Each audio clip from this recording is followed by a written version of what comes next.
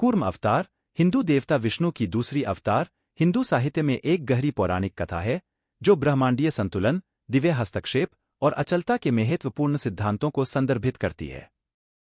यह अवतार एक विशाल कछुआ के रूप में ब्रह्मांड के समुद्र के छांटन, समुद्र मंथन के दौरान प्रकट होता है। इस कहानी में खो जाना हिंदू कोस्मोलॉजी के क्षेत्रों में यात्रा करने के समान है, जहां कोष्ठक तत्व, दिव्य हस्तक्षेप और अच्युत और बुराई के बीच अनंत उत्कृष्टता की लड़ाई, जिसमें मनुष्यता और ब्रह्मांड के बीच नितांत जंग है। हिंदू मिथक विश्व में विश्वास के विशाल इलाके में विष्णु को ब्रह्मांड के संरक्षक और पोषक के रूप में एक प्रमुख स्थान दिया जाता है, जो अनंत जीवन और शक्ति का अनुरोध करते हैं। अवतार की धारणा विष्णु के नियमित अवतारों को पुनः क्रमबद्ध करने का प्रतिबिंब है, जो ब्रह्मांड में व्यवस्था और धर्म को पुनः स्थापित करने के लिए आते हैं। प्रत्येक अवतार एक विशिष्ट उद्देश्य की सेवा करता है और अलग अलग गुणों का प्रतिनिधित्व करता है, मानवता और ब्रह्मांड के द्वारा प्रस्तावित विभिन्न चुनौतियों का समाधान करता है। कूर्म अवतार देवताओं, दिव्य प्राणियों और असुरों, राक्षसों के बीच का यह ब्रह्मांडीय संघर्ष के दौरान उत्पन्न होता है। हिंदू पौराणिक कथाओं में यह एक बार बार आने वाली धारा है, जो अच्छे और बुराई के बीच की नितांत लड़ाई का प्रतीक है।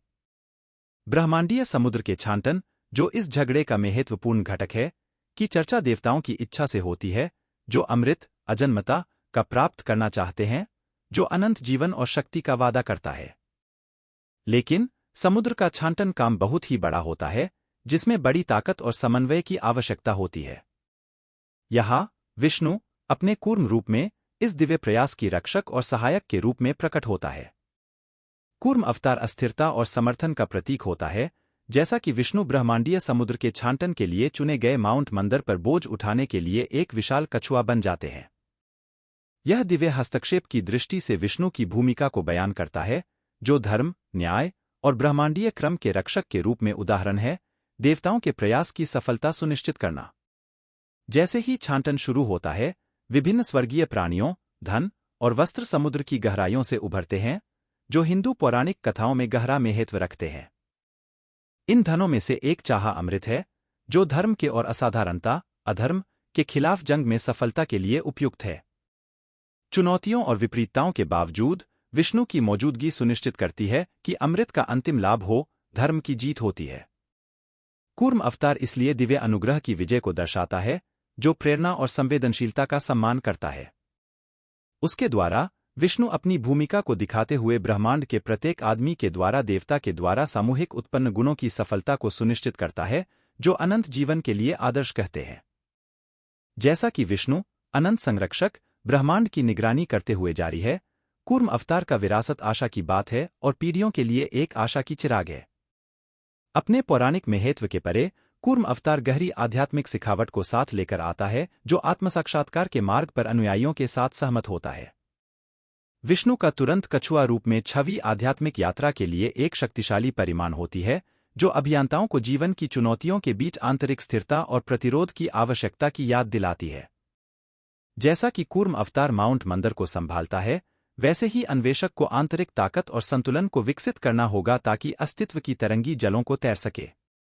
इसके अतिरिक्त कूर्म अवतार सृष्टि के ब्रह्मांडीय जाल में सभी प्राणियों के अंतर्संबंध का प्रतीक है।